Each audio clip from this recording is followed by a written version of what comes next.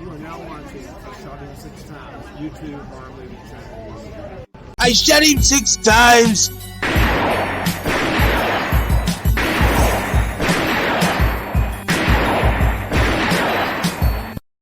What's going on, horror fanatics? Welcome to I Shot Him 6 Times YouTube horror movie channel. As you know, I'm your host and creator of the channel, Marcus. If you have not done so already, please shoot this video a like. It helps out with the YouTube algorithm a ton. As well as if you're a new viewer to the channel, please shoot that subscribe button as well as that notification icon so you get all the latest content updates to the channel.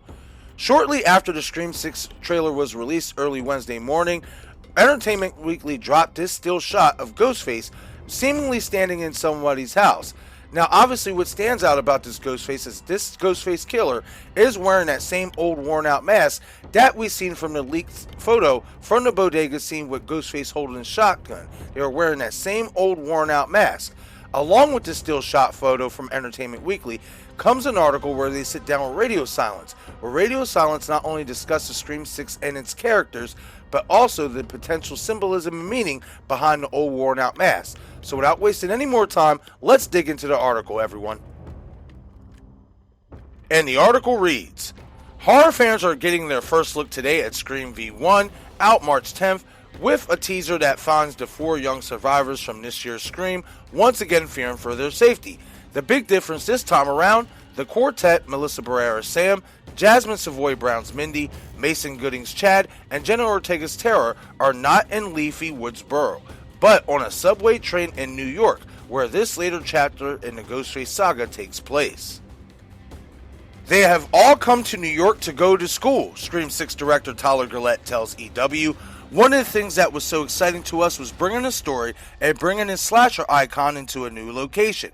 I think across the board, the writers Guy Busick and Jamie Vanderbilt as well, this was such a fun opportunity to explore what that would feel like, bringing the world of Scream into that setting. The teaser is a good example of how we're having fun with that throughout the movie. That is one of the many sequences in the movie that uses a city really to its benefits and in surprising and thrilling ways.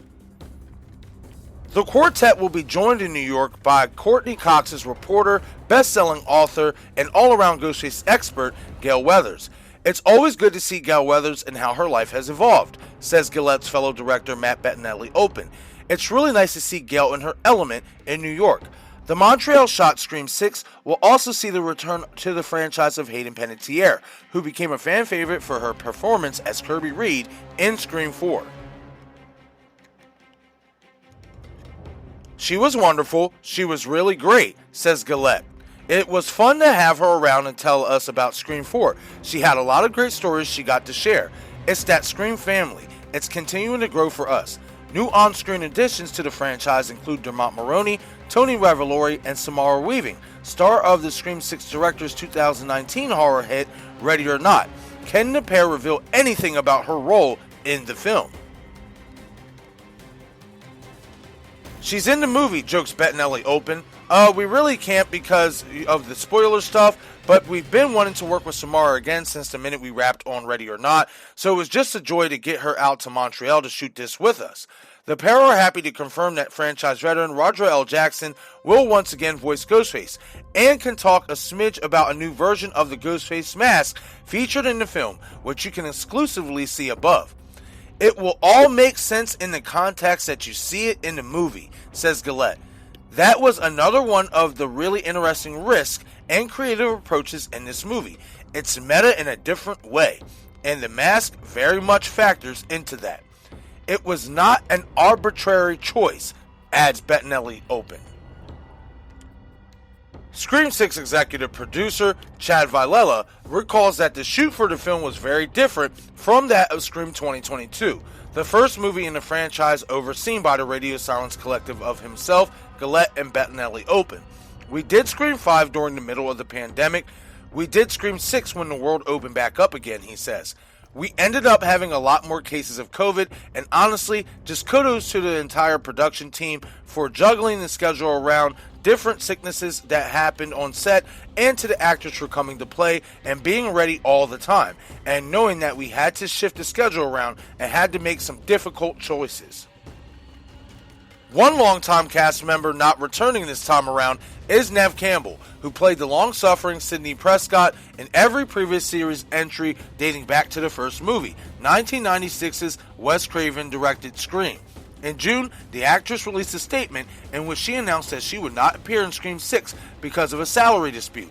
While Gillette admits Campbell's departure affected the script greatly, he argues that there is a silver lining to the actress's absence, evident in the movie's depiction of the young survivors from the previous film.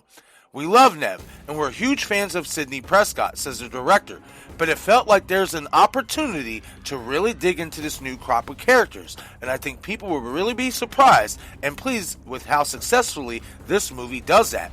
This movie's been in our lives now for quite a while, but I think that we are all still consistently surprised by how rich and how interesting and deep the relationship is between the four of them in this movie."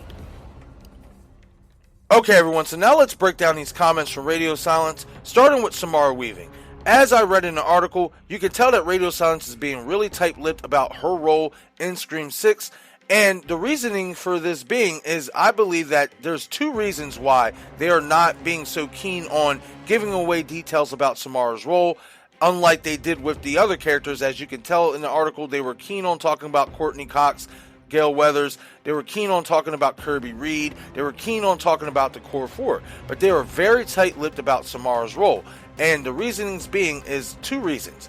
She's either going to be the opening scene kill, and obviously they don't want to give out too many details that could hint at that, or she is going to be a Ghostface killer revealed in the end of the movie, and of course they don't want to give that away.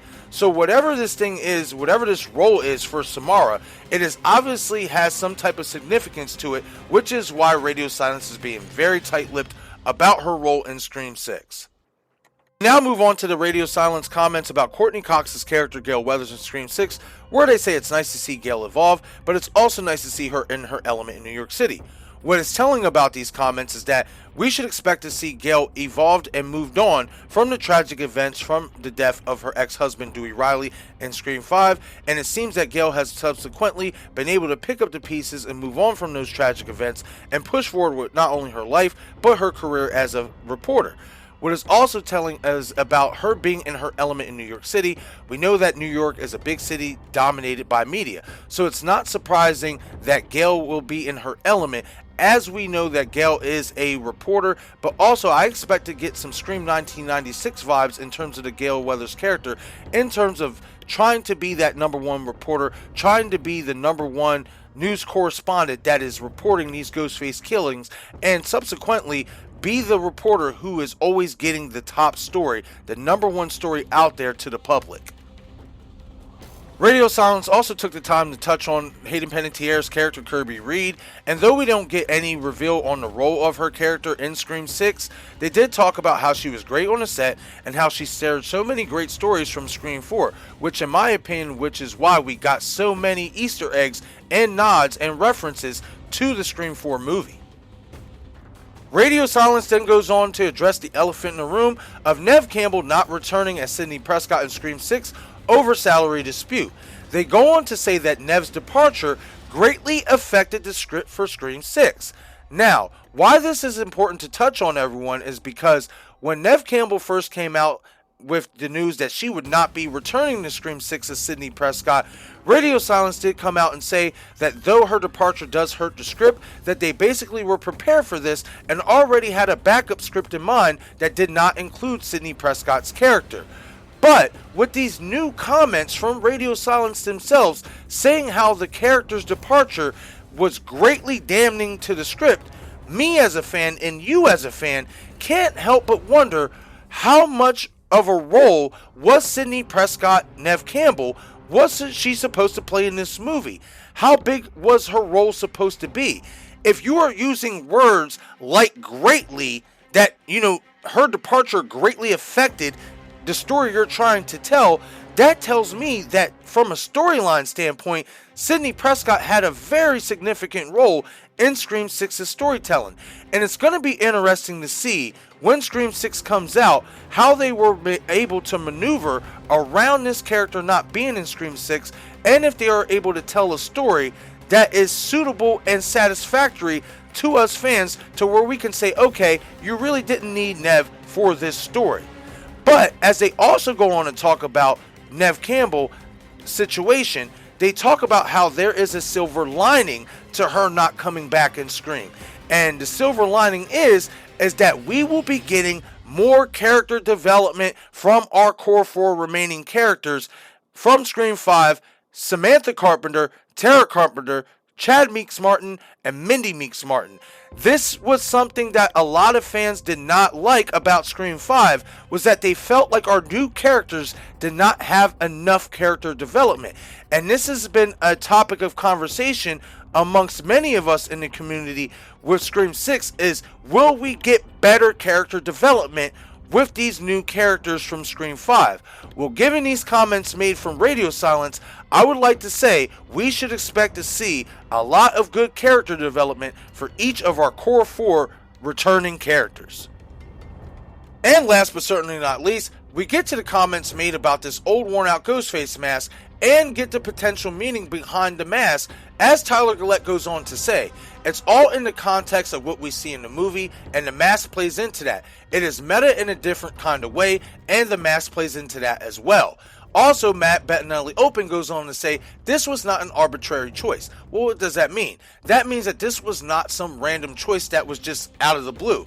This has been in the works since Radio Silence took the helm of reinvigorating the Scream franchise. Now, when I seen the comments from Tyler saying that it is going to be meta in a different kind of way and that the mask plays into it, well guys, my gears started grinding, and that leads me to believe that instead of parroting the movies or any other movie or parroting itself through stab movies, in this Scream 6 movie, Radio Silence will be parroting the fans. Yes, us, the fans. They will be parroting us through this new Ghostface worn out mask. Why do I say that? Well, the reason why I say that is because a lot of us in the community believe that underneath this old worn out Ghostface mask could be Stu Macher or somebody else, an old school Ghostface killer who potentially survived previous sequels that is now showing up in these new sequels. What better way than to parody the fans by bringing in a Ghostface killer who is wearing an old worn out mask that leads us to believe that this could be an old Ghostface killer from previous sequels. Now, again guys, is this confirmation of such? No, this is not. This is just my speculation. This is just what I feel reading this comment. But the whole comment of being meta in a different kind of way, instead of parroting the movies that, we all watch, and instead of parroting itself within the Scream movies with the stab movies, I truthfully believe that when they say we are getting meta in a different kind of way and the mask plays into it, that means that they are parroting us, the fans. An example of that is if I were to sit there and do a YouTube video reviewing your comments, as opposed to reviewing the movie that you're commenting about. You see what I did there? That's a different way you can get meta. And in my opinion, that's the direction that Radio Silence is going with, not only with the Scream 6 movie, but that they are hinting with this new worn out Ghostface mask. With that being said, we are only a few short months away from Scream 6's release in theaters, and I cannot wait for more details to come about the film so that we can keep digging in here on the channel and having these great conversations. But okay everyone, that is it for this video. Leave a comment below and let me know your thoughts on the old worn out Ghostface mask. What do you think the meaning behind the mask will symbolize? As well as let me know, do you agree with me that Radio Silence could potentially be parroting us, the fans, with the new worn out Ghostface mask, as opposed to parroting Stab or any other horror movies? Hit the comment section, I would love to hear from you all. Once again, this is I Shot Him 6 Times YouTube horror movie channel. As you know, I'm your host Marcus. If you haven't done so already, please shoot that like button. It helps out with the YouTube algorithm a ton. As well as if you're a new viewer to the channel, please shoot that subscribe button as well as that notification bell so you get all the latest content updates to the channel. Be sure to follow me on Instagram, Facebook, Twitter, and Patreon. Thank you all for watching.